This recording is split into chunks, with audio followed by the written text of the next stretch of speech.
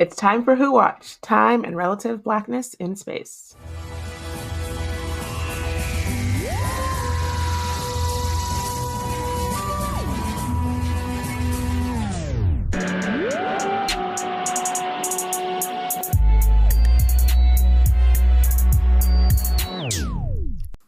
The Black Girls Have the Box. Hi everyone, it's DJ and Nicole coming to you live from the Time Vortex. Today we're discussing the third and final 60th anniversary special, The Giggle. The official synopsis is, the giggle of a mysterious puppet is driving the human race insane. When the Doctor discovers the return of the terrifying toy maker, he faces a fight he can never win. This episode was written by Russell T. Davies and directed by Shania Button. So, the recap is not in order because some things are revealed out of order, but I think it makes sense. So, let's go.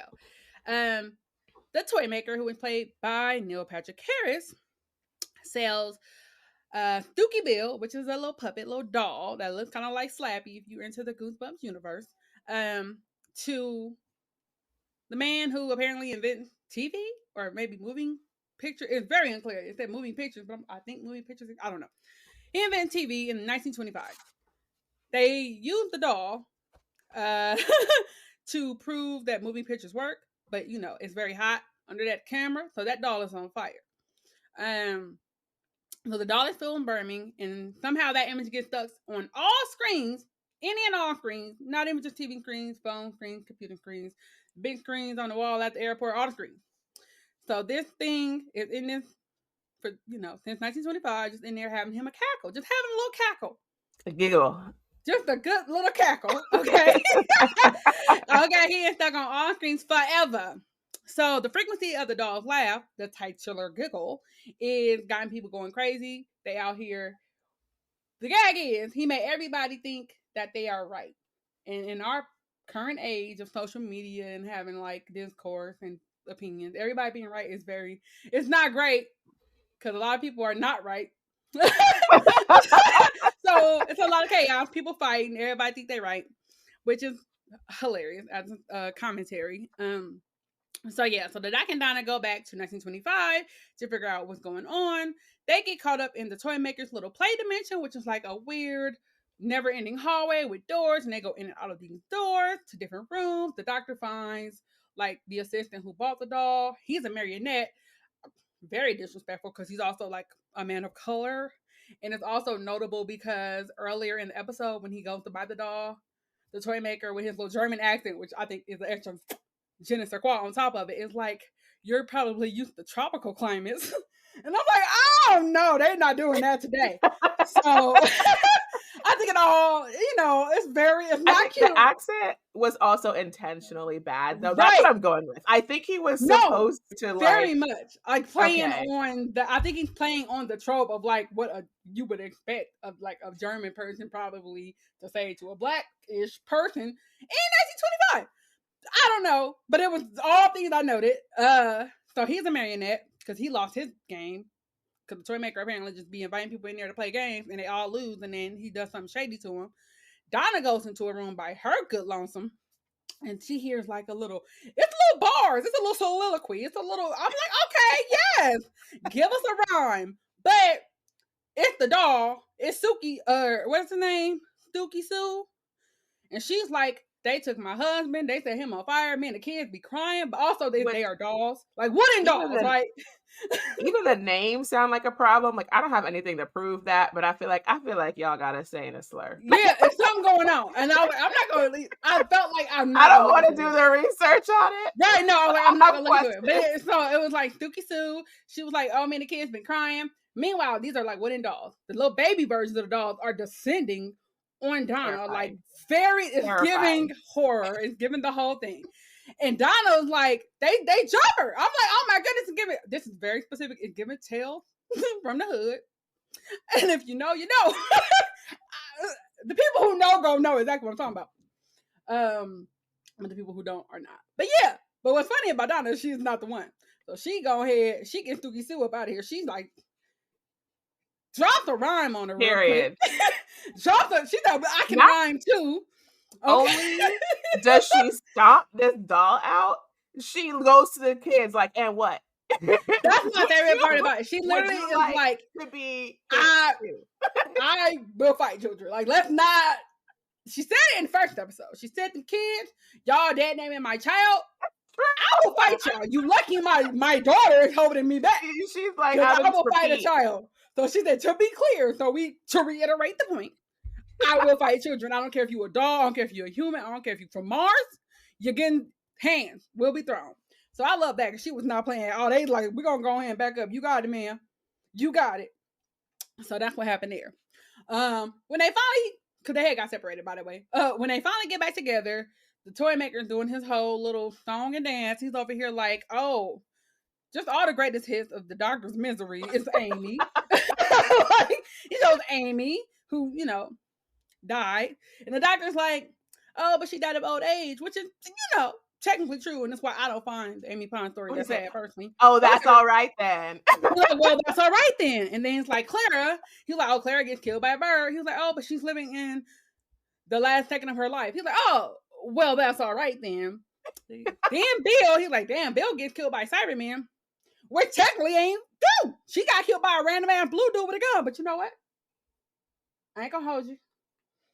But that's actually happening. Let's not forget. Doctor has the audacity to do the like her consciousness is still living thing, and I'm like, and doctor, even you know that ain't gonna work. Barely.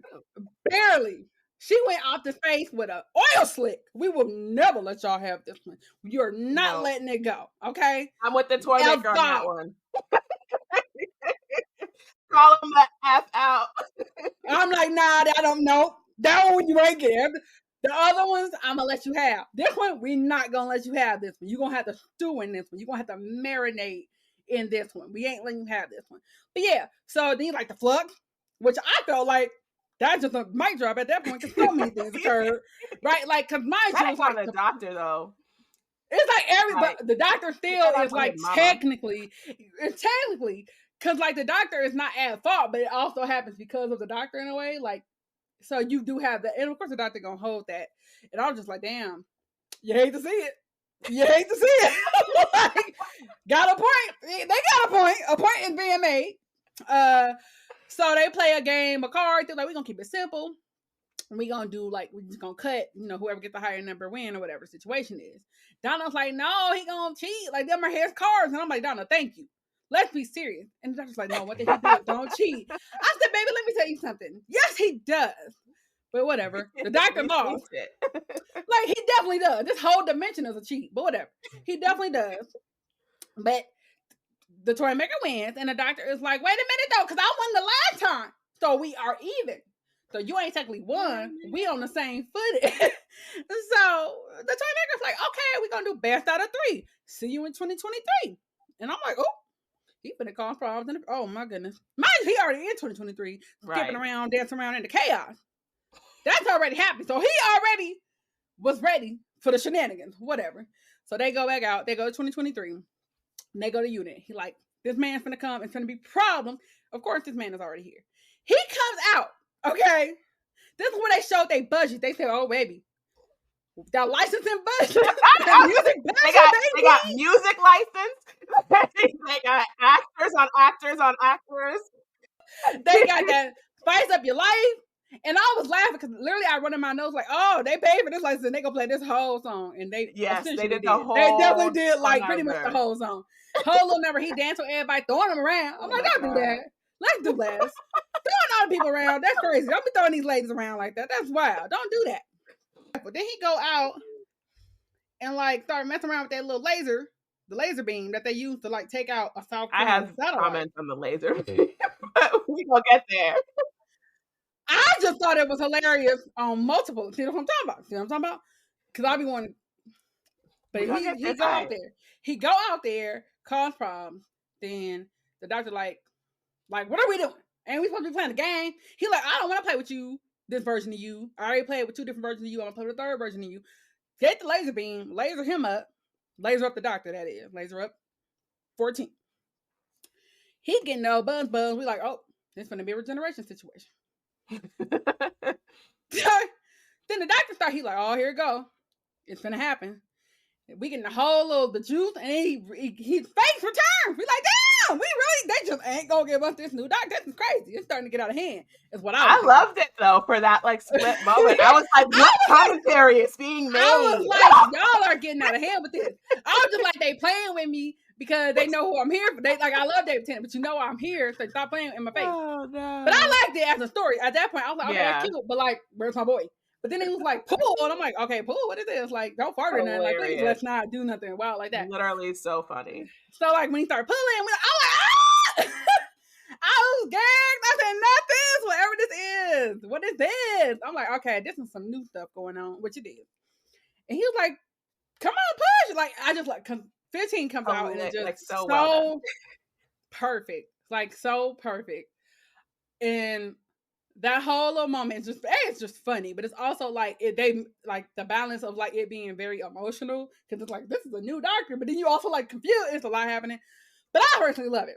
So they split up. They each got different parts of the outfit. 15 got the top, he got the blouse and some drawers. Got them drawers on. I said, oh, not the drawers. I said, not he in their panties. He in his panties. Okay, that's what we doing. And I was there. I was with it from that. I was like, whatever happened, I'm with it. I love this. Whatever this is, however they're gonna explain it. And they don't even. What I love is they don't really explain it. They're like, bi-generation, and that's the answer. And I love it in a way because I'm like, they don't actually have to explain it because there is no logic to this universe. Like every time there is logic, they then be like, never mind. So I kind of love it. We ain't think it was possible. Guess it is. And there it is. So they take it back to the oldest game in the universe, apparently. It's like playing catch. And they just throwing that ball. And they having them a good little turn. They out there. It's 2-on-1 technically. Because they like, we both the doctor. You the one that did this. So you the one did this. So you got to play with both of us. And then finally, of course, the doctor wins because the doctor's the doctor. And 14, see, this is going to get confusing. 14 is like, my prize is you no longer existing anywhere in the universe, which is crazy. And it also is a loophole because we already know that there's other universes. But you know what? It's fine. We're going to let them have that. So he just like proceeds to not exist anymore. He's put in a box. He's put in a cardboard box. Are you living in a box? Living. Okay. Because I was thinking that as soon as that happened. I was like,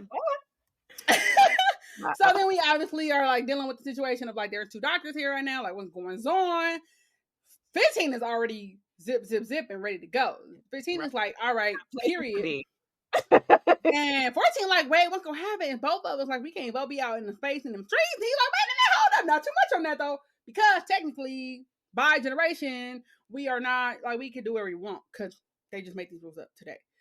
RTD was making them rules up while he was writing that. He had the pen in his hand, so you know what, they can do whatever they want, and then he wrote it. So that's what we got. So then they like, oh, we still got the energy. This part is pure. Oh, we do not care. It does not have to make sense. It was like, we still got the energy of play around us. So I'm going to just go ahead and boop. He just bopped the TARDIS with a mallet he randomly pulled out of the flow. This is 15, mind you. 15 pulled the mallet out of the flow in the TARDIS like trunk, in the boot, if you will, and just bopped the TARDIS. It duplicates. Okay. There are 2 TARDISes. TARDI. TARDIS. I don't know. Honestly. Like, I didn't think about it at the moment, but thinking about it right now does feel like a real Black thing to do. Yeah, like, period, we just gonna do it. Got him. And then, they go in to like look at, like, to check him out, and it's like, it's the same TARDIS. They flip open at the entrance. They flip open the ramp so that you can see that it's not just the ramp inside, but there's also an accessible way into the TARDIS because we are committed to acknowledging this, which I love. So, 14 goes in and checks out the new TARDIS. 15 goes into the old TARDIS, but then they switch. But then when they switch, 15 start booting up the new TARDIS. He said, "Oh, you thought?" Boop, boop, boop, boop. He turned like, he ready to go. It's over. It's a wrap. But because obviously 14 know who he is as a person, because that's him, right? He's like, ah. He's like, you really about to go. That's So yeah, wild. so like they just go and they have like goodbye, and I love it because they obviously the doctor jumps like that's a person who has the same experiences, right? So like when it's a hug, it's not coming from like it's a place of understanding. It's just so cute. It's such a moment, and it does a really good job of being very like fulfilling as a like conclusion for 14, right? We're like, oh yeah, like he gets to rest, maybe go to therapy, like oh that's the thing that's on the list, right? So it's like yes for him. But I like my doctor a little chaotic and a little going through it. Oh, but I love it. He gotta have a little bit of baggage because that's what it gives them that arousal and that dazzle. And then informs how they like Well, I think it's relate to also, people. it's like there definitely will be baggage, but it's kind Right. of it's letting us put to rest some of the baggage Right. we've known since the series restarted, being Right. like he's gonna work through that. We all Right. know it. We touched on it. Here is like a new era. There's new stuff to uncover. Like we will learn what he's been through, whatever. So that's kind of cool too, because Yeah. we've seen for a while now the doctor kind of struggling with the trauma that is built up as we see it. But it's kind of cool to go into a space where it's like, we don't know what We don't know has what happened. is carrying. If we have no idea what in the universe has taken place, like when they leave this spot to wherever we're gonna start next. So yeah. And so 14, this is these numbers, we're gonna have to do something about this. But 14 is like it's just a whole moment with Donna too. And Donna was like, I think you chose this face and you found me because you were meant to come home. And it's like that whole like it's what I love about it is like it's like going back to family, going back to home. yeah. But I also love that it's not romantic. I love that they chose a platonic friendship and like a best friend situationship, like a best friendship to make home because I think that makes sense for the doctor anyway. And I say this as a person who does shit to doctors sometimes. Like sometimes I just like the doctor gotta be out here like need something. But in this situation, I actually really loved that it was a best friend and somebody who knows them from the travels, has that insight because of that meta crisis situation, and then also has kind of seen them on both sides of like their trauma. So I don't know. I just loved it, but I just love that what it opens up in terms of like that 14 has a TARDIS that they make clear is being utilized, that they're not just posted up. Cute. And so we have the opportunity for not to say that I think because I might get irritated if they keep having Tenet going because I'm gonna be like now y'all taking away from or like splitting focus from who I think should be, like I don't think that's fair. But at the same time, I would love to see Rose on the TARDIS. I would love to see what that looks like because she seems like she's trying to be on them trees, and I love that. Like she seemed like she with the shits. So that's what I was just gonna like say that. with Donna. Like I really also loved, yes, that it was platonic, but then also that it's not just about the single companion, right? Like he's joining a family unit. Like I liked that they showed that it's not even like one person cannot help you. That's what I mean. And so like, it's none of their jobs. Family, like home, seeing and like him at the table and him even voicing, like that's my niece over there. He called her the evil stepmother, which was and she said, period. She said, sure am. She said, and what about it? I do it again. So and like naming all of them. So I really, because I think I'm not gonna go on this rant. People in our Discord have heard me go on my rant about family units and capitalism and how they have us all separated, into like this is who you should be living with, or you should feel bad about sort of existing in different structures. And so I liked seeing the doctor not just returning to Donna, but like having whole family, like whole family structure with like you all have these people, and it's like, a blended family in and of itself, right? Like it's a multi-generational family. Yeah, it's like, and I love it because even the grandma or the grandma now, Donna's mom has that relationship to the doctor from the previous, and so it's like you really are. It's not like a miracle, like you just landed here and it's family adoption. It's like these are people who have real life connection to you, and you are returning to that. Yeah, I love that. I love it for so many reasons. And I just like that it doesn't. I just love what it says about family as a thing, because I feel like, I'm very much a person that believes in like found family and like building your own family, and like the people who are not your blood relatives can be more important than you or as important to you or whatever as the people you were born around. So I just like was happy with it because of, like you said, he's not just with Donna. It's not like, and this no offense to like just Rose, right? Like it's not just you with this person and then you build the family. It's like you are joining an existing unit that functions, and you have to now take all of these people's like lives into consideration with every.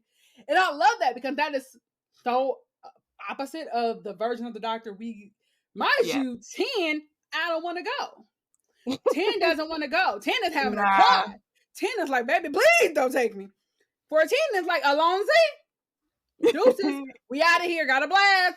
And I love that shift of like being ready to just be done. And like, I've lived my life, I've had these experiences, I've had this, that, and that, and then getting the opportunity to then have that relationship, because you still here, and you still get to be like a version of you still gets to be out in them streets. Like I think that's part of it too. It's like the Doctor is fearful of like, if I'm not out here saving the universe, right? If I stop to rest, what happens to the universe? Right. So it's that you really have. It's not like you actually have the opportunity to rest, because he's never had really that option of thinking about like rest. When you think about the universe as something that you're responsible for, and like the people that you like, these planets and the people that you care about as something you're responsible for, you really don't have rest. But you out there. You there's a you, and you are confident in, if nothing else, every version of me cares. Every version of me is going to do something that I would do. So I can genuinely give it to them. They got it. They good. So I love that on like, again, several levels. And I just love like when we see like at the very, very, 15, like we about to be out here in them streets. The 15 Doctor finna go do some things. The 15 Doctor is finna be out here, because the 15 Doctor is like not, and this is not necessarily explicit, but I like the 15 Doctor's like, I left all that baggage, I left all of that like negative emotion with you, and you got tools, you got time to deal with that. I'm gonna go ahead and be out in these streets doing my hood rat stuff and not worried about it, because you got it. It's being handled, and you have the support, and you have the love, and you have the time to sit and really work through it, where I can do whatever I want to do. And I kind of love that, because that's something I would do. You got it. You got it.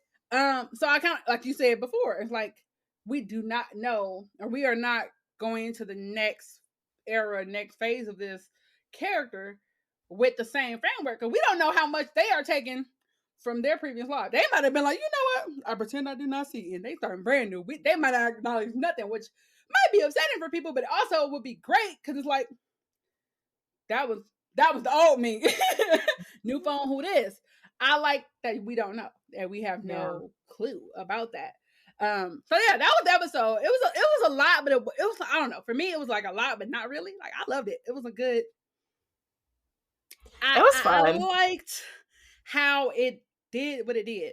Someone said on Twitter, which is a great point, and it's my point about Russell T Davies in general, was like, he does not make necessarily coherent plots, but he's like really great at hitting the right emotional beats. How they fall, like, they work in spite of the story around them a lot of times. But you know what? I love it. Like, that's his skill. His skill is like, if you sit there and think about it for a minute, you're like, it don't have to make sense, because I love it. He's really good at that. It's like the finesse, the okie doke, if you will. Skill is, I feel so good coming out of it. I don't want to find the things that upset me. I just want to pretend not to see.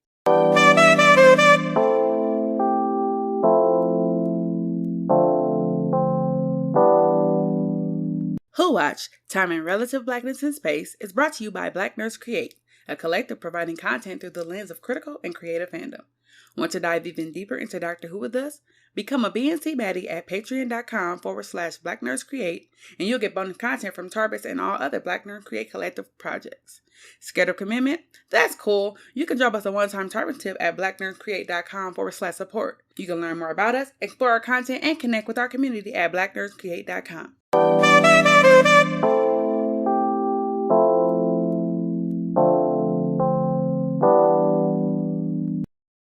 Okay, well, I guess I can start with the rants then. You just let the people know that you ain't even trying to rant. Mine are kind of small. So I did really like the episode.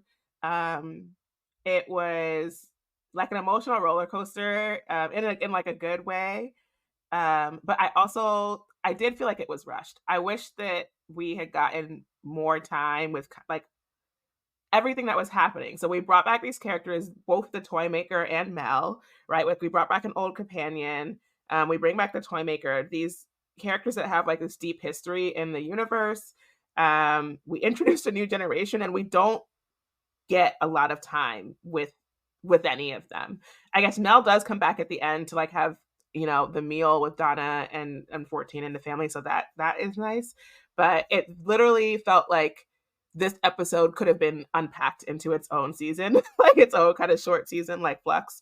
And I would have liked to see that, but I'm someone that like loves backstory and all of that, right? So that's just like a personal thing. I don't think it did not ruin the episode for me, but it did kind of leave me like the Doctor and the toy maker are having a conversation that I don't fully understand because I haven't engaged with like all the parts of, I knew briefly about the toy maker, but like, I don't know. I don't know how other people followed that conversation, or if like someone is coming in fully new to the show, if they were just like, if it would just felt like 15 minutes, like, what the hell? You know, like I have no way of engaging with what they're saying. And there is a moment where even one of the folks at unit is like, what does that mean? You know, I asked, like the Doctor is saying words.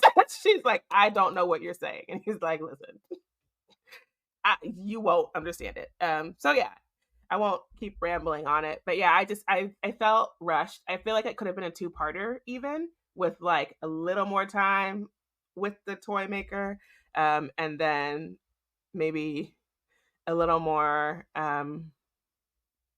post regeneration. But perhaps that's just me being what was the 5? I don't know. No, there's like just like wanting more, right? Like it's like me. Well, okay, so I can contextualize it a teensy weensy bit. The toy maker is from the 3rd season in the first Doctor. I think 3 out of 4 of the serials are considered the missing episodes, lost episodes. So there might be scripts, there might be like other bits and pieces, so people know the story, but I don't know that other than people obviously who was there when it happened.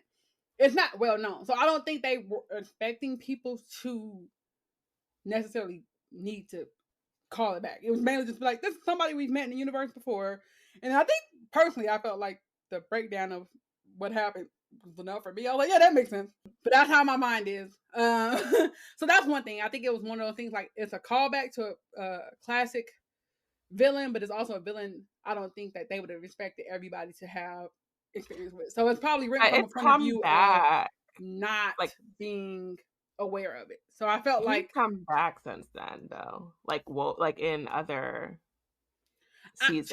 I don't personally know none about them, but to me the backup explanation was like, I got it. I was like, yeah, this makes perfect sense with this character, and it explained the dimension of like the little play dimension. So I got that. With Mel, who was I think the companion of the 6th and 7th Doctor. I don't know. For me, it's because they have so many previous companions and previous Doctors that like they spend time with the older ones, but it's like it would take so much time to give each of them a full amount of closure. Like I think there are certain ones that are, not to be rude, but like more special than others. Like I feel like Sarah Jane was one of those particular ones that it was like, that's Sarah Jane. We gotta like really spend that time with Sarah Jane. You know, they had like school reunion. We had Sarah Jane come back a few times when Elizabeth Slant was still with us. So like that made sense to me. But like when you think about the past few, like the last special, they had like 20 companions. It was a lot of companions. They couldn't spend that much time with all of them, so she actually got more time than some of like. It was less about closure, or even time on screen than it was about like clearly there was something different about her story, right? Like it seemed like she went off with an alien or so. Like I still have to go back and do the research. But I was like, every story, like what? Like this is not. So the other companions we saw, in the previous special, it was like they traveled with the doctor and then they went back to their lives and they had. But a lot of them didn't. A lot of them didn't. Like a lot of them had speaking of Sarah Jane, I think she's one of the ones that was left on another planet. Like how they even got back to Earth is a whole story within itself. So they don't. My main thing being like, I don't disagree necessarily that they couldn't have delved more into it, but also it's because like they don't. They're like a lot has happened for these people. A lot of these people they were in random places when the doctor left them. Now they somehow are thought of a rave. So because you did a rave, I do a rave. The rave I have is the consistency of so in the previous specials, we saw that Kate had recruited older companions. Then you see that she's like, Donna, what's good? You want a job? Yeah. So what I'm liking about that and what I'm seeing as being how they address the doctor's older companions, like Kate is like, wait, these people have experience. They're not scared of nothing because they've already been out here like the worst of it. They done met a lot of these creatures, whatever.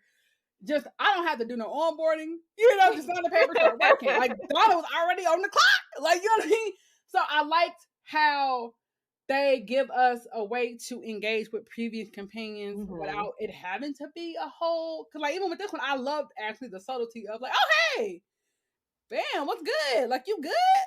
I kind of love that because I felt like going back to Sarah Jane being a good example, it was like that was in school reunion, she was like, oh, you here. Yeah, it's been a minute. So it's a lot more right. It was a lot more like having to go through that whole process where I like the idea of like, wow, these other companions got recruited. They have come to grips with the situation. They have but they didn't throw away those like adventurous lives. They still have some semblance of it with Unit. So I love that. I was like, oh, I like that. Cause I had made the joke. I don't know if I did it on episode or not, but I definitely like in my notes was like, Kay ain't slick. She out here. She's scooping these people up. She is over here recruiting off of these companions. And I made the joke as a joke, like in my head, but I didn't think about it. But now I'm thinking like, no, they made it very explicit. Like, oh, you want the job? Like, what's good?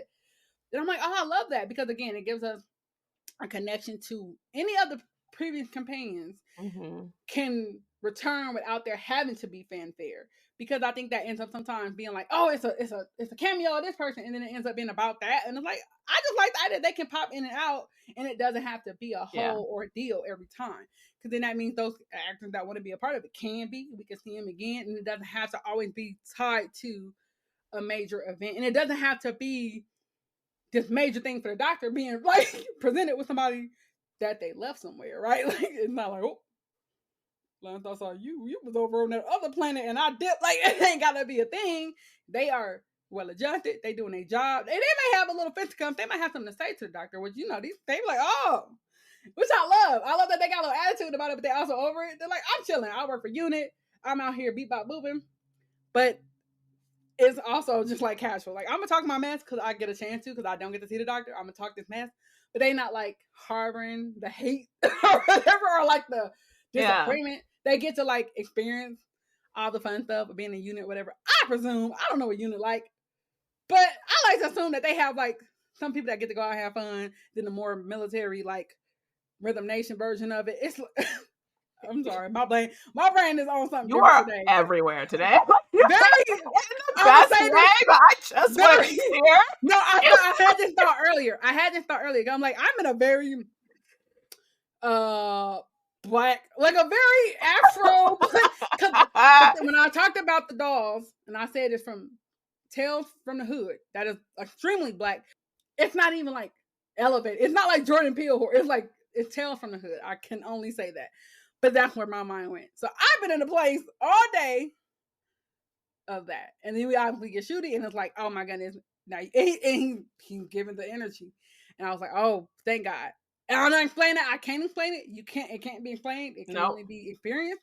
I was like, oh, yes, the energy is there. It's right. It's correct. Because remember, we said in the special before, I was like, I don't know if they're gonna give him the right energy, but they had that man out in them panties, and I said, you know what, this is the one, because the confidence to be playing catch in your panties. And it wasn't even addressed, right? Everybody around, like, nobody was phased. They were like, this seems correct. This is valid. But yeah, we definitely went places with that one. But yeah, that rave being like, I just like how they're incorporating using Unit and using Kate as like reaching out to the older companions. But yeah. I think that leads to your next rant. Let's hear it. Oh yeah, that leads to my next rant. Before I get there, I will say with Mel, it just seemed like there was something different. Like it wasn't her being left somewhere. I tried to like Google quick before this. I'll probably see if I could go back and watch them because it felt like very Trillian Astra energy, like from Hitchhiker's Guide, where she was just like, "I'm not trying to go back to Earth. If you got other things to do, like I'm going this way." And that seems interesting to me. So it's a story I want to follow up on, even though it wasn't like we didn't really get into it in the episode. But yeah, so my next rant, and tell me if this is just me, right? Because if it is, that's fine. I, for those listening and like not in this Discord, I did a binge watch of all of the 13th Doctor season, kind of just before watching it. So before I did the binge watch, I did a whole like wiki deep dive to try to remember some of the stuff that I've forgotten. So I'm like very, I don't know, coming into this season, having spent a lot of days in a row with Who. And it seems like a lot of the more recent episodes, all of the scenes we get with like the Doctor with Unit and these other orgs, it's like giving cop, it's like giving detective in a way that I don't love. Like I know that the Doctor will have these interactions with Unit and whoever else in the Earth agencies. I like the development of relationships with people like Kate, but it's just like, why is the Doctor like commanding like armies?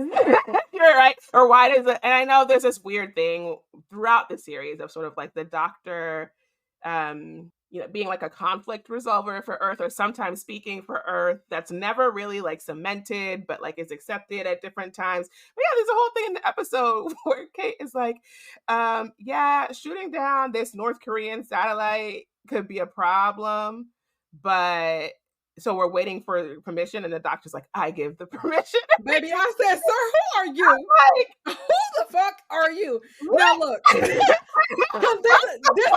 this is where we agree. Now for me, I think the Doctor has worked with Unit so much, I actually just have, it's one of those, it's like a criticism I do share, but it's a criticism I feel like applies in general.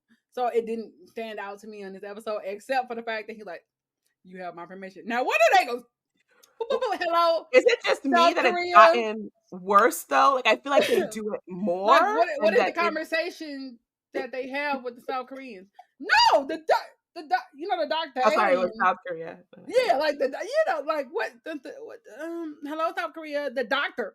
He said we can go ahead and shoot your little satellite down.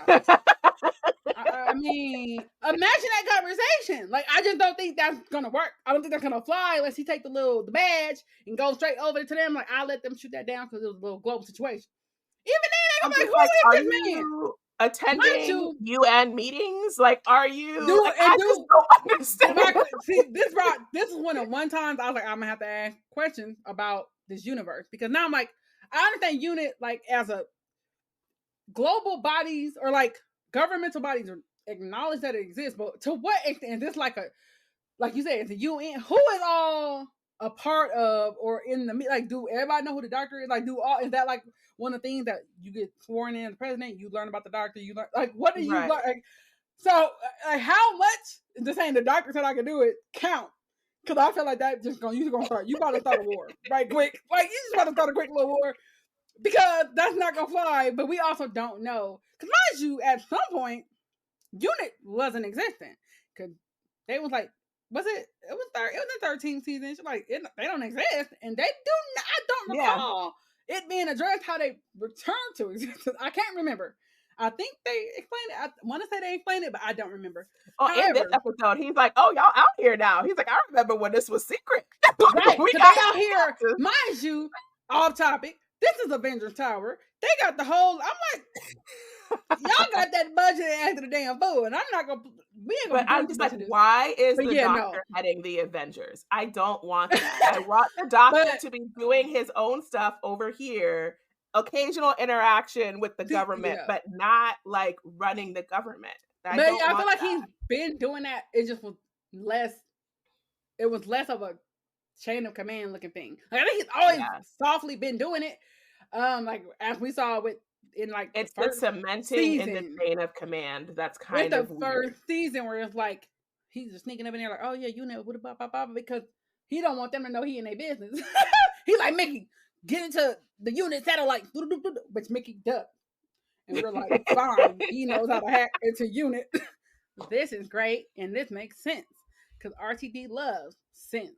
To me, it's a thing that's always existed, but yeah, I think it's more overt. But it also, to me, makes sense in a sense of like every time, because mind you, there was a little bit of antagonism with Unit 2. It was like we respect the doctor, but the doctor always want to be on that peace, or on that gentle shit, and we want to be on that plow, plow, plow. And so there's a lot of conflict. But I think both sides got to a point where sometimes we need to plow, plow, plow, and sometimes we need to talk.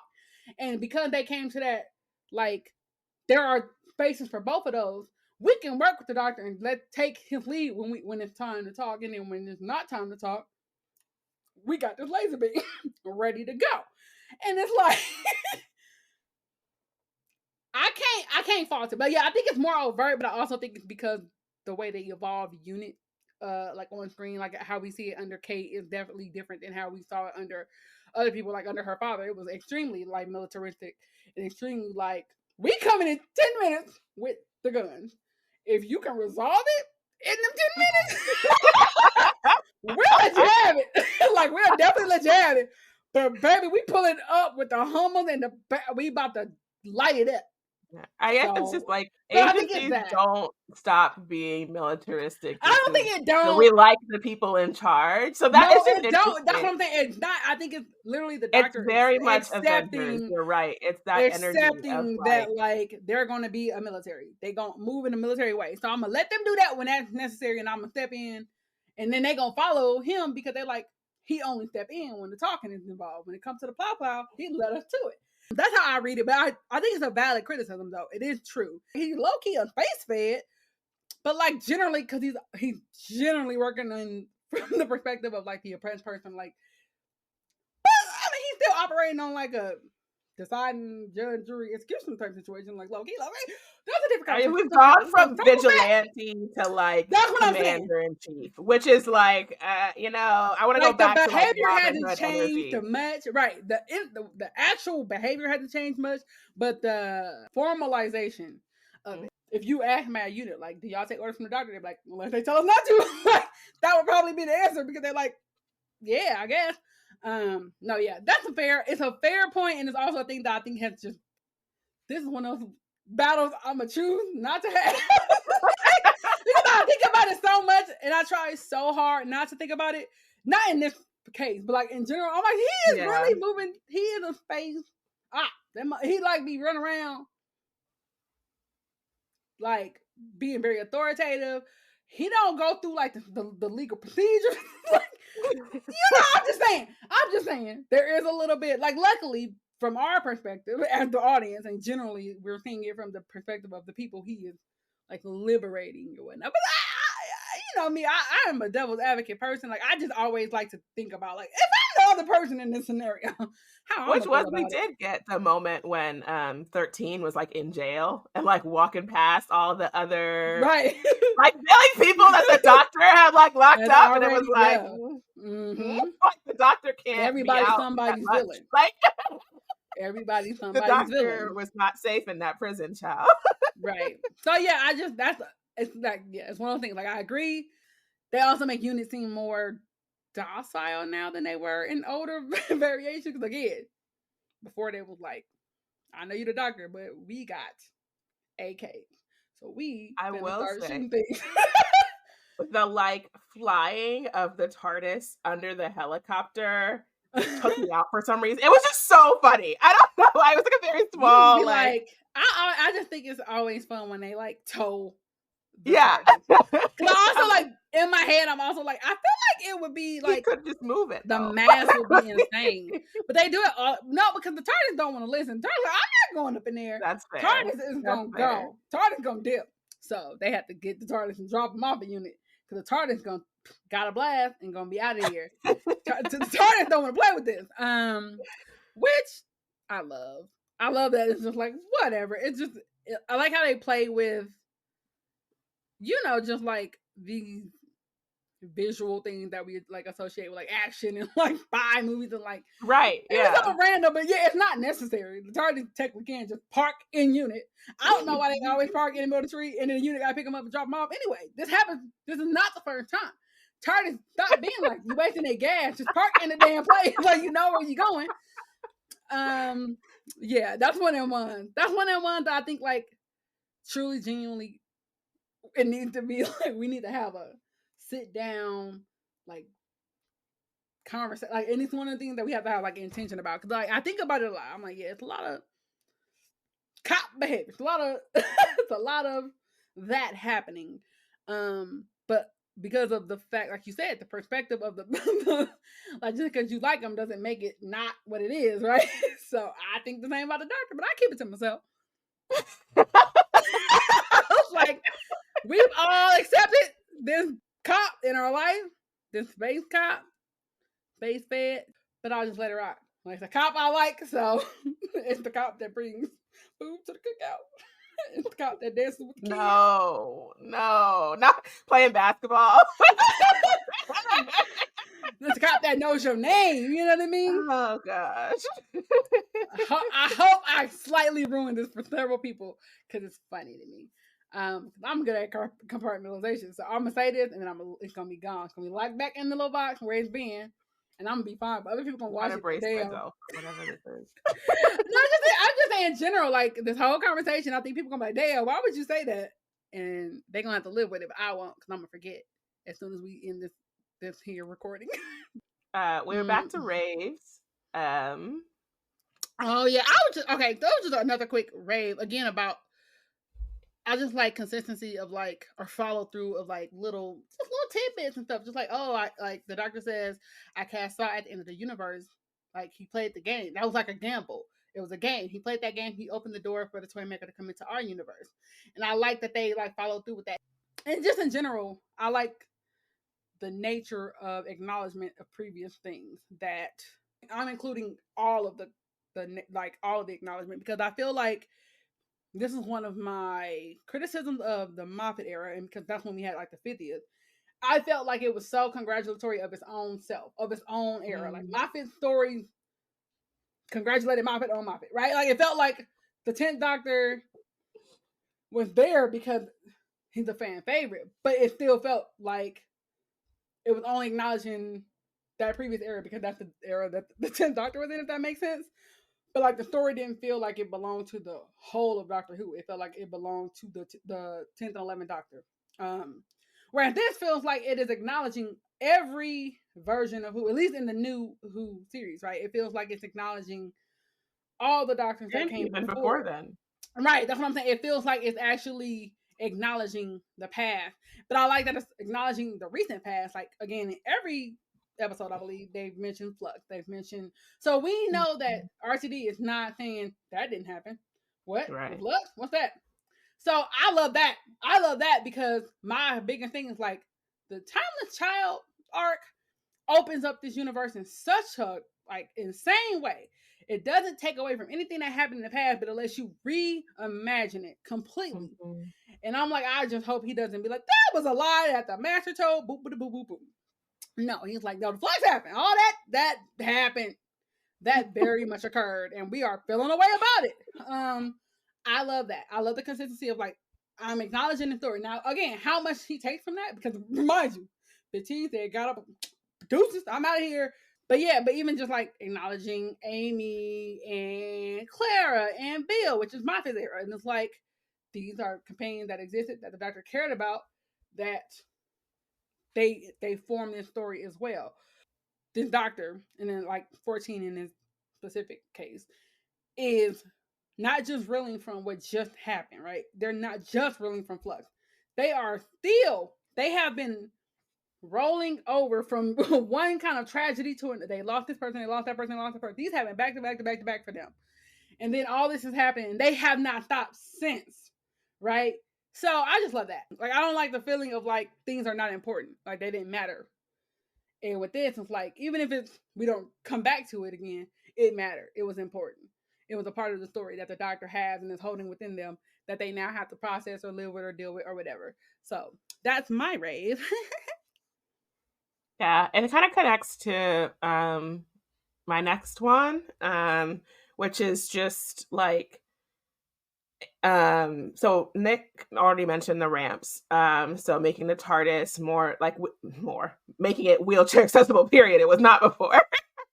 But I just loved that moment, and I love that it was also like a direct addressing of it, right? It was like, oh, I did not have this before. It's like the unfolding of it, even it felt to me like a moment of the doctor kind of acknowledging, like, I don't always do everything, right? Even in the episode, there's a small conversation with Donna about like how the doctor is just always going, right? Always busy. There's stuff that's not in the doctor's like attention that should be. And so we had this moment, and it kind of followed the moment we talked about after the first special, where like the doctor acknowledged that he was like presuming the meeps pronouns and just sort of like self-corrected to the like, oh, thank you for correcting me, and like changed it in the moment. And so yeah, I think, and for me, it was this very funny moment of realizing that I'd assumed the doctor just knew something that I didn't, instead of the doctor was bubbling through but not asking questions. So anyway, I thought it was one of my raves. When we saw the ramps in the first episode, we were like, oh, is this because of Shirley? And then to have that come back and be,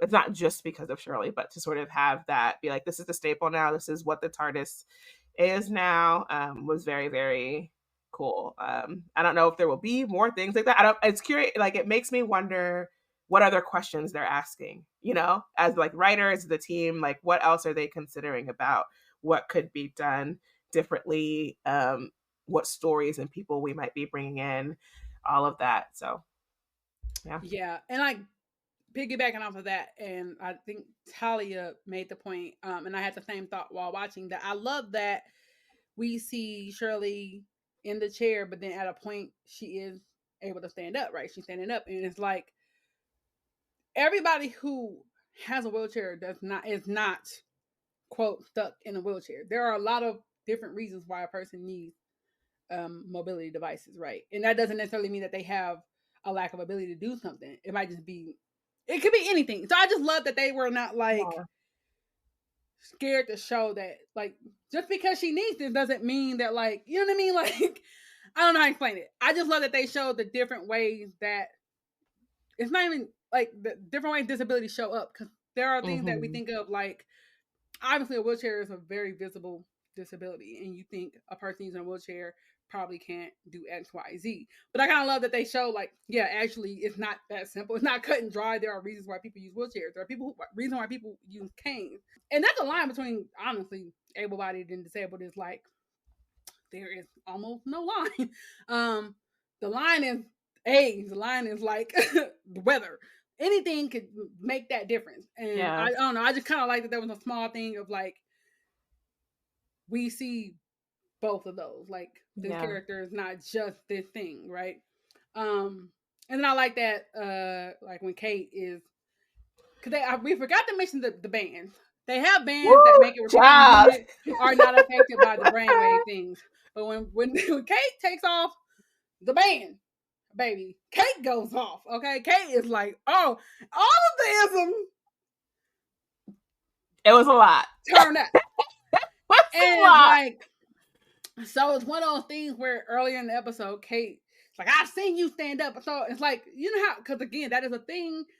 You're a person who has a disability placard. You pull up, you just pop out your car. People are like, right, why do you walk into the doctor's office? if you want a disability hand, like, and it's like you don't know this person's story, and they had that same kind of thing, like assumption, like you able to do XYZ, you're not disabled, or whatever the situation is. So I like that they played on that irrational and like ignorant thing. And of course, when as soon as she gets her senses back, she's like appalled because like that's not the sensible way to think. But you're not thinking sensibly in that state. I also like the moment. Oh, sorry.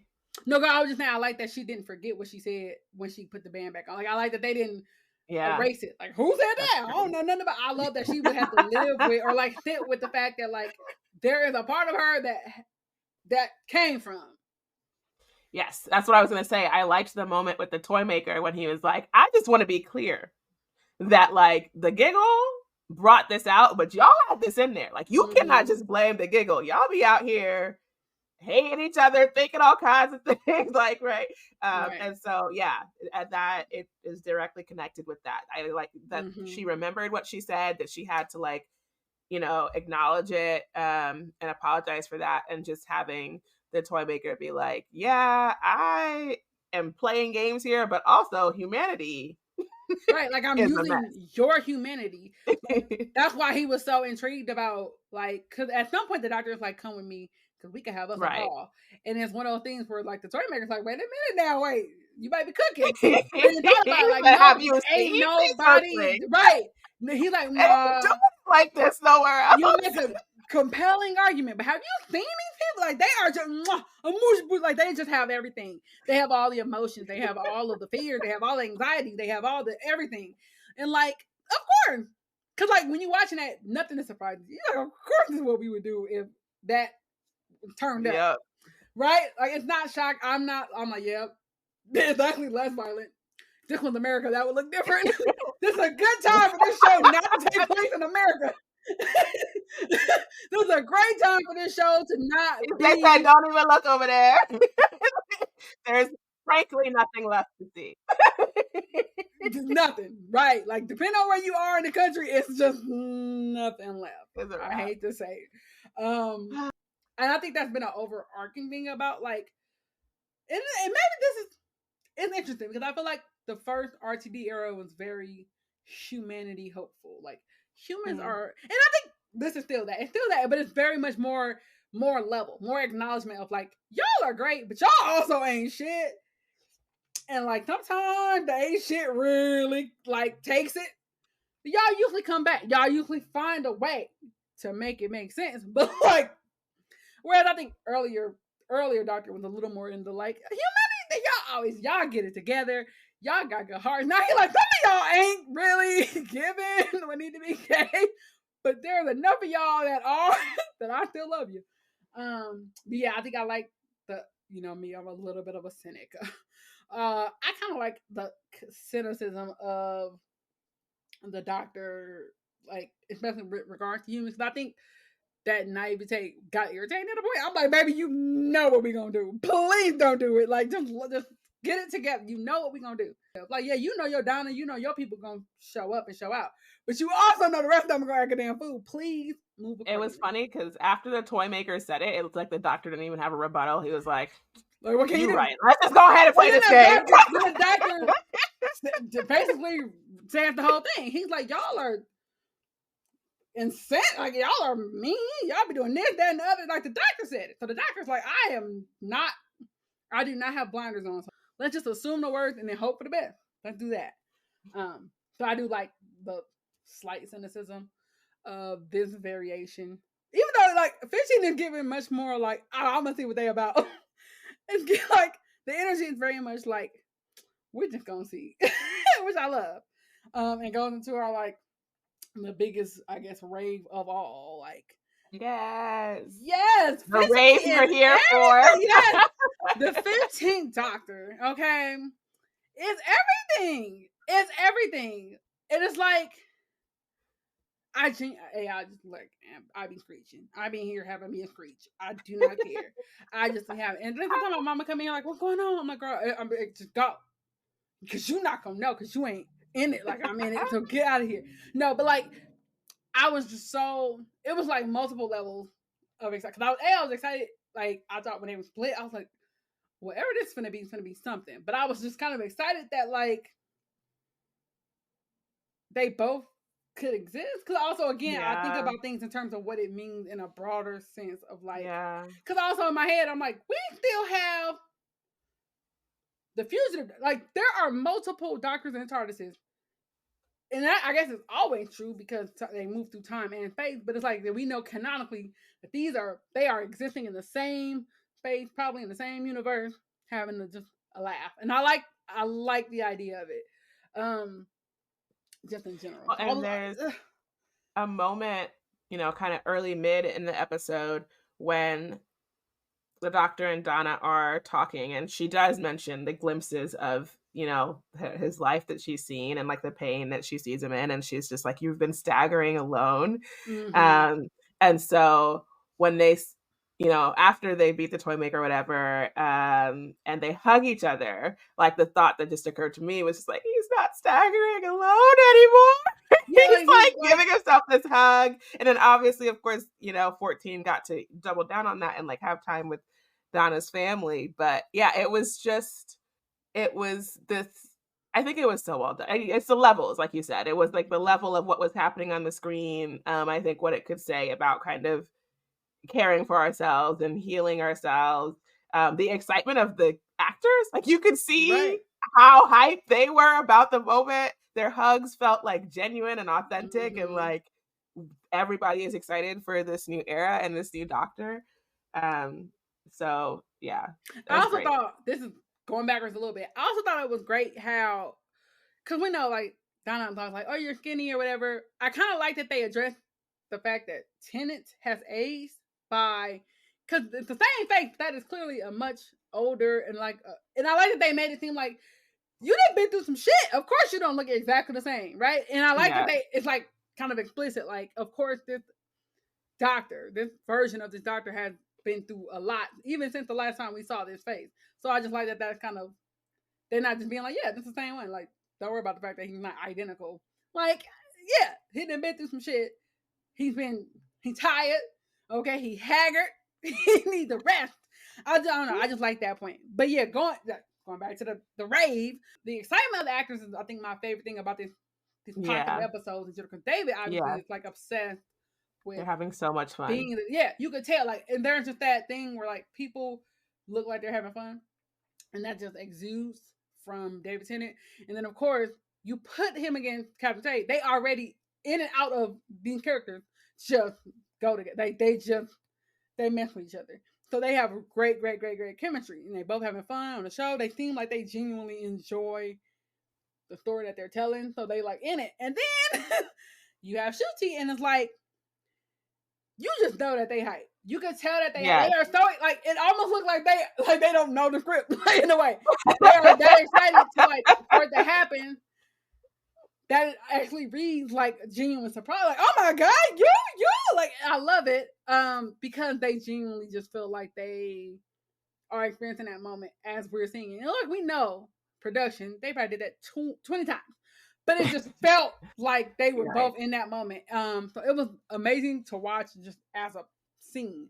But I just love story-wise also what it meant. But also 15 is just giving what needs to be gave. Oh, I was so scared. I was genuinely so scared that like, I'm like, I have this idea of who this person is or who this actor is based on. That's like social media, because social media is part them, part curation. And like the only other thing I knew them from was a show I don't watch, but I watched enough clips of them in the show to be like, I don't watch the show, but I know what they're giving. Right. So these are the little bits I put together to form an opinion. Did you not see Barbie? Okay, because I was about to say, I formed my opinion before I saw Barbie. I saw Barbie a few days ago because I bought it. And I was like, I'm just going ahead and watch this. And I was like, ah! So like, so I was like, yes, okay, musical number. It's giving. It's like, I knew Ryan Gosling could give a musical number. That man was a Mickey Mouse Club. But everybody else was like, oh, y'all cute. Y'all doing it. So that helped. So I'm like, you giving this energy and all this other stuff, if they didn't make him like I guess like a straight, and I don't mean straight like in terms of orientation. I mean just playing it straight, like playing the Doctor just right. I was not gonna have it. I was not gonna be having it. I was so glad he was like, oh, he popped out. He popped out, and I was like, oh, gee, this is the energy I needed. So I was literally so gagged. I was like, I screamed. I was so happy because it was the energy. I can't again. It's hard to explain. It's hard to express. You kind of just gotta feel it. But the energy was so exactly what I wanted, and like I was like, damn. I was scared for nothing. Like they came out giving exactly what I was like. This is what I want this doctor to give, right? And like in 10 seconds, like it didn't take long. I was like, oh, I don't want to be that person. Like to be like putting a hard statement. I'm like, oh, this gonna be my doctor. This is my doctor. But it's mainly because this is. I don't explain this because again, like the doctor to me should always be this. Like the doctor is very. I don't know, normal a lot. Like I feel like the doctor is too normal for what the doctor is as a character. So I was waiting for a doctor to have some like. Y'all can't see me. Damn, why do I go to your government on this program? DJ hilarious every time. I think it's because I see the word Donna a lot in like our notes, and then because it's so close, I go there. But yeah, DJ can see me, and she know what I'm talking about. Like giving what needs to be gave. Just the energy is right, and I was like, I just really hope that that's the kind of like energy we get, and it was like immediate, like right. I just popped out with it. Just the whole time. Then the way they played off each other was great. And then I hope Robyn can edit this in there because when he was like, y'all ain't gotta go home, but y'all gotta get the hell up out of here. He was trying. I was like, Beyonce, my house, play it because he's like, get out. I'm ready to go. And I just love the energy of like being ready for that adventure, but also like knowing that like some closure and some was needed. It's like I love you. I'm gonna hug you. Like it's like hugging your inner child or something. It's like right, yeah. You have given that freedom, but also like I'm free now because again, you holding all that. You got it. I'm gonna be over here, and it was just so good. But like pulling out the mallet, I was like, what kind of cartoon shit is this? It was amazing because like very like Looney they Tunes. sold it. Like they sold it. I'm like, whatever. I don't care about science. Like, you can't just be saying stuff. He's like, yeah, we still have the essence of play or whatever. I was like, yeah, fine. I'm not gonna argue because I would like them to have two TARDISes, but this don't make sense because you already got your prize. Your prize was him in a cardboard box. Also, taking it all the way back. The toy maker said he had a little scrap with the master, and the master was lost, and he made the master into a gold tooth. The gold somebody tooth picked up that tooth. Fail when the toy maker stopped existing, and it looked like a feminine hand, but I don't want to be judging. But it was a nice little pickup, a polished hand, right? It was giving groomed, so it's not But somebody picked that up, so it had to be somebody like in my mind in unit, because like who else gonna be on Avengers Tower? But anyway, so yeah, I just like the idea that like again we know the master's like the foil. It's like the yin and yang, the other side of the coin. You get one, you can't have one without the other. That situation. So we're gonna see that one again. I don't know what they're gonna do casting wise with that because like the master's already the master's always been able to be wild. Whereas the doctor is now getting to a place where I think they have more fun with it. But like you have to have a master that makes the doctor seem normal. If that makes sense. So who are you casting in this situation to play off of this variation of the doctor? I'm very interested to see what happens there. But yeah, we know that the master is likely going to make a return. I truly don't know. But I'm really happy to see what happens next. Like I'm very excited to see what happens next. I'm very happy with how, again, if I think about it, I can find things to dislike. But the main thing is I don't want to. And that to me is a mark of like if I'm watching the show and I'm like, I don't want to find things to dislike. I don't want to have a reason to pull out the old Twitter and be like, here they go with that book. Boop, boop, boop, boop. I don't want to, but I usually have to. I'm compelled to because I cannot get through this episode without this thought. Whereas in this, it's like, I really have to sit here like, okay, like it ain't perfect. But the fact that I don't lean into or like immediately jump to like, let's tear this apart. It's like, for me, I'm like, this is what I want. I wanted to watch the show and have fun. and then like have conversations about it from like a lore standpoint. Like, oh, what does this mean? What does that mean? That's the kind of conversation. I don't want to have to be like, that's racist, that's sexist, that's homophobic. Like, I don't want to do that. I really don't. So I love that the questions we have are like, how does government work in this damn universe? Like, who knows about UNIT? Like, what is that about? What are these rules? Is the Shadow Proclamation real? Did he make that up? Like, stuff like that. Like, these are the kind of conversations I would like to have about a science fiction show. Like, the lore and, like, the world building. That's the questions I have. And, like, most of the stuff I had problems with, I'm like, this don't make sense. But the questions about that universe and how that functions in that world as opposed to how it functions in our world. Because I think if I'm asking about our world, you ain't doing a good enough job of taking me out of our world, if that makes sense. Yeah. Child. Finally, we're just gonna do some more little quotes from the TARDIS. And I'm gonna just go right into mine because 14 is like, I don't know if I can save your life this time. When they in the little the dimension, the toy making dimension. Yeah. And Donna, they have a little conversation, and Donna's like, maybe I can save yours. And I just love the follow through. Because she does. That's what gives him a home. Back to my right. I didn't think about it that way. Back to that consistency. Because we think about it, we always think about things life or death in terms of like the immediate. Like, oh my god! You see it? You see it? You see it? That's what I'm talking about when I mean, like, again, some things don't make sense on a plot point or from like I could tear this apart, but like the emotional part. Yeah. Oh, that's lovely. What do you mean, right? Come on now. Stop it.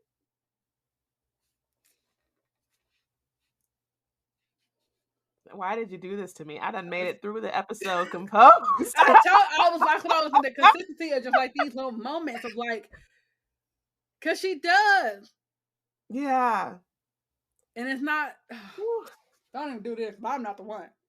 Or the two. Don't have me having emotions on this place. I will have Robyn cut it off. Go to your quote and stop. He saved his life. We wouldn't get to Ncuti without Donna giving the doctor chosen family, y'all. So there's that. Ciao.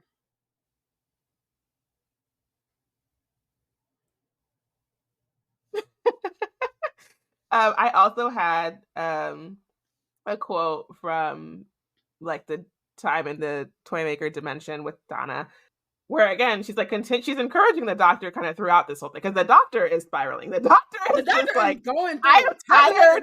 I have not gotten through. We didn't acknowledge it, but the doctor is. This is the last thing I need. Like this is the most I am not equipped he's ever been. Any other villain, he might have been all right. Right. But and he said also the Toymaker. Like at this point, and also because this is so funny because even in the synopsis, it's like when the doctor discovers the return of the terrifying Toymaker, he faces the fight. He can never win. Like even the damn description of the episode is like, this is not. It's above me now. It's above me now. Like, I can't. He like this is where I'm gonna just go ahead and die. Guess I'll die. That's what he said. So Donna is pulling him together and they talk about games and she's just like, because he's like, oh, odds are I'll lose this time. She's like, no, that's not how games work. She says games don't have a memory. Every game starts from scratch. I wrote that down too. Which was it was good in the episode. It's like just good generally. I'm like, I'm about to use this on my 5-year-old. No, this is it's amazing. It's great. See, Donna was out here. Bars. All episodes. This is shout out to Donna, honestly. Like she been again carrying the whole she been in there. But I just love, and this is another rave and kind of going backwards a little bit, but just like I love that one of my favorite things about Donna is that like her superpower is just her. She doesn't like have a superpower in the sense of like, especially in again, and I know I talk about Mouth a lot, but like his people have a superpower or something that makes them special, but what makes her special is just who she is as a person and how she moves through the world. But she's just been so consistently rock solid. And it's like she can, and this is a Catherine Tate thing, but just like very good at being very scared and also like keeping it like, how you cussing the doctor out? Like, why are we here? What is going on? This is crazy. But also being like, but we got it. Don't even trip. we're gonna get through this. Don't you even worry about it. Like, how you win both of these at the same time at 100% on both? Like it's a skill. So bravo to her for that. But yeah, that quote, I was like, yes, come through. And it's just like something you can take with you everywhere. Like, period.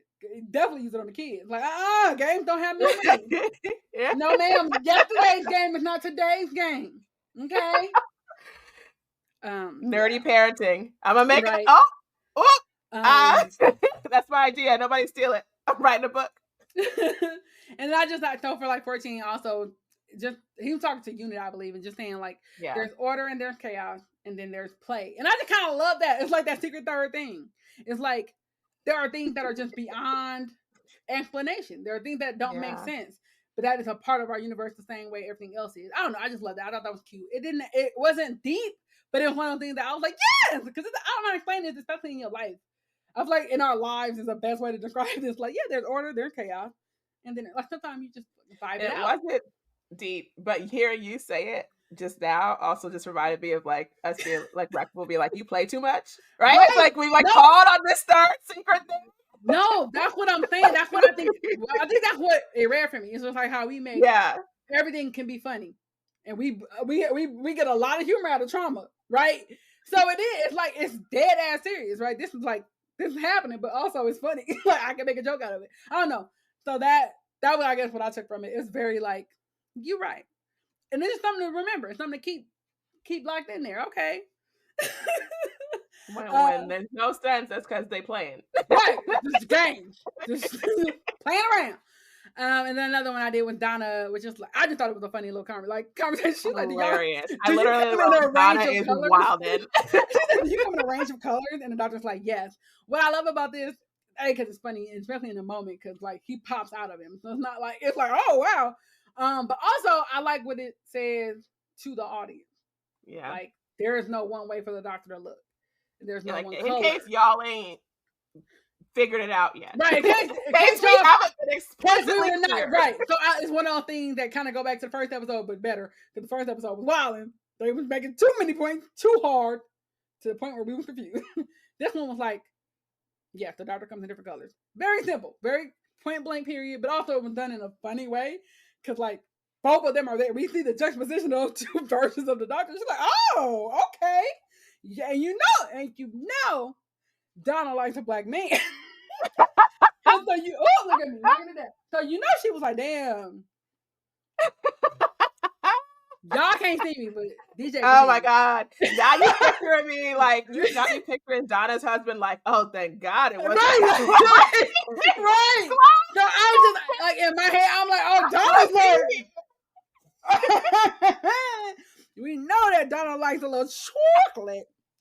So I thought I had several thoughts in my head around that quote. Just like again, funny. I like that it's explicit, but I also love it because Donna specifically is canonically down with the swirl. So I was like, oh, she gonna have a time with this one. But you know, she kept it cute on task. Okay, she was like, I ain't got a man. Okay, he's at home with my child. Okay, like let me keep it together. But we know that like tears Donna would have been like, sir, I'm gonna take that one home. You have fun. Don't you have a universe? Don't you got something to do? You just said something going on over there in Peru. Yeah, you got it. You got it. Oh no. Yeah, last one. 15. Okay, so came in first episode already dropping bars, but just talking to 14. 14's trying to figure out like there's two of us. What does this mean? And they're trying to be like, you need to sit down. And 15 says to him, we're Time Lords. We do rehab out of order. Like you can be here caring for yourself and everything that we talked about before. Trust that I'm taking care of it. Like the future you has got it covered. Right. This is your rehab time. This is your rest time. So yeah, I just thought it was one, just like a cool phrasing and framing, but then also, I don't know. It was someone that stuck with me. Right. No, I agree. Cause like, it's also like literally they play in time. So you literally do rehab out of order. Like you really process things in different ways because you are not experiencing time linearly, right? So like I don't They know. have It's something just that the bars. rest of us wish we had. You know, when you're going through the thing, like when you're going through shit, you can't see where you are on the other side of it. Like the doctor Right. has the gift of seeing that, right? Right. Of seeing like, I do make it through this. So yeah, it was also just that thinking again of like what healing looks like for the doctor, what folks that are not Time Lords can take away from that, and how that compares. But yeah. Nicole, you want to let them know where they can find us? You can find us at blacknerdscreate.com and on the site formerly known as Twitter at BLKNerdsCreate and all the other socials at BlackNerdsCreate. Talk to us on socials using the hashtag TARBIS and tell us what you think about the giggle. If you enjoyed what you heard, drop us a TARBIS tip over at blacknerdscreate.com/support. All tips and subscriptions help us keep our TARBIS instruments calibrated and our sonic screwdriver charged. Thanks for listening. We'll be back following the Christmas special that kicks off Series 14, The Church on Ruby Road. Bye. Bye, y'all.